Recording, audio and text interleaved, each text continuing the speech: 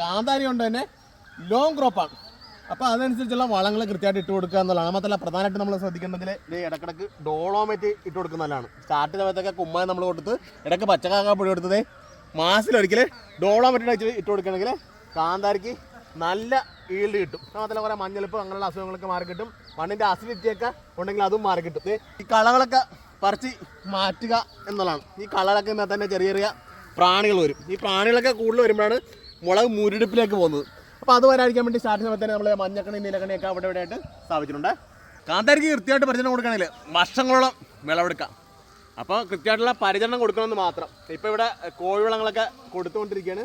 അതായത് 2 ആഴ്ച കൂടുമ്പോൾ വളങ്ങൾ ഇട്ട് കൊടുക്കുകയാണെങ്കിൽ നല്ല ഈൽഡ് കിട്ടിക്കൊണ്ടിരിക്കും. വേനൽക്കാലത്ത് കാന്താരിയെ പിടിച്ചെടുത്താണ് ഏറ്റവും പാട്. അപ്പോൾ അതേ ഈർപ്പം നിലനിർത്താൻ വേണ്ടി നമ്മൾ റൈസ് മില്ലിൽ ചാരം നന്നായിട്ട് ഇട്ട് കൊടുക്കുന്നുണ്ട്. മഴക്കാലത്ത് നമുക്ക് ഇതിൻ്റെ പകുതി പരിചരണം കൊടുത്താൽ മതിയാവും. അപ്പോൾ ചോട്ടിൽ ചൂടടിക്കാതിരിക്കാൻ വേണ്ടിയാണ്. അപ്പോൾ അതല്ല നനച്ച് കഴിഞ്ഞാൽ ഒരു ദിവസം ഫുള്ള് ഈർപ്പം നിൽക്കുകയും ചെയ്യും. അതെ എല്ലാത്തിനും ഇട്ട് കൊടുക്കണേ. അതിനകത്ത് കാർബണും ചെറിയ പൊട്ടാഷ്യം ഒക്കെ അടങ്ങിയിട്ടുണ്ട്.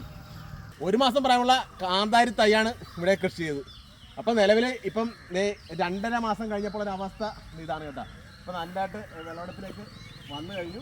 അപ്പോൾ നമ്മളതിൻ്റെ ഇടയ്ക്ക് കൃത്യമായിട്ടുള്ള പരിചരണം നടത്തിയതുകൊണ്ടാണ് ഇപ്പം നമ്മൾ ചീമക്കൊന്നയുടെ ഇല നമ്മൾ ബേസായിട്ട് കൊടുത്ത് ജൈവവളങ്ങൾ ചാണകപ്പൊടി കോഴിവളം ഒക്കെ കൊടുത്ത് മറ്റേ മൈക്രോ ന്യൂട്രിയൻറ്റ് കൃത്യമായിട്ട് കൊടുത്ത് കീടനിയന്ത്രണങ്ങൾ കൃത്യമായിട്ട് കൊടുത്തുകൊണ്ടാണ് നമ്മൾ കൃഷി ഇത്തരം വിജയത്തിലേക്ക് നമുക്ക് വരാനായിട്ട് കഴിഞ്ഞത്. അമ്പലക്കര കൃഷി ഗ്രൂപ്പിൻ്റെ നേരിട്ട ഒരു സംരംഭമാണ്.